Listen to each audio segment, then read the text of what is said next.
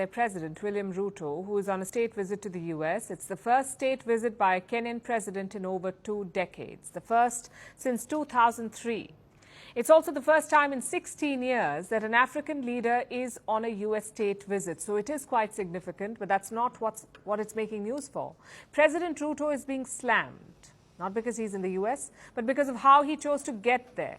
He decided to fly in a luxury jet. He chartered a Boeing 737-700 business jet from an Emirati company, the Royal Jet Group. He hired it for about 200 million Kenyan shillings. That's $1.5 million US.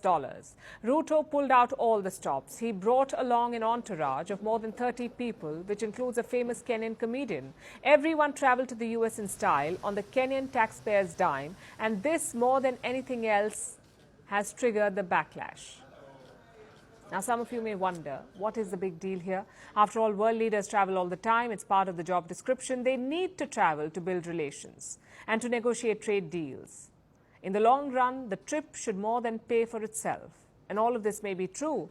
And it's exactly what Ruto is using as his defense. But that has not helped quell public anger. Why? Because of Ruto's policies.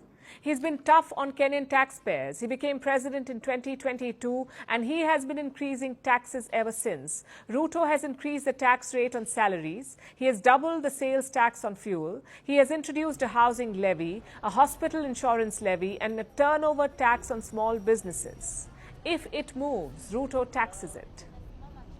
All in the name of fiscal responsibility. Kenya has a mountain of national debt.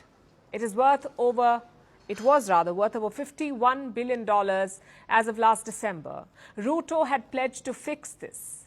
That is why he keeps raising taxes. And obviously, this is not a popular move. It puts an added burden on Kenyan citizens who are already struggling with the cost of living crisis and the rising cost of essential food items. In this situation, imagine hearing that your president is flying around in an Emirati jet. The same president who's been raising your taxes, who's been preaching austerity.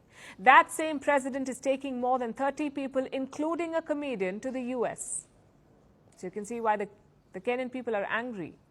And this is not the first time, apparently. A few months ago, Ruto was dubbed Kenya's flying president. He's been on more than 50 foreign trips since he took office in 2022, more than 3 every month on average. In the year up to July 2023, he'd spent about $9.2 million US on travel, both domestic and international, 9.2 million. Now, this latest US trip alone will cost Kenya $1.5 million. For all the talk about austerity, Ruto's expenses just seem to be growing. So to calm the public down, he needs to have something to show for all of this, which is why this US trip needs to bear fruit.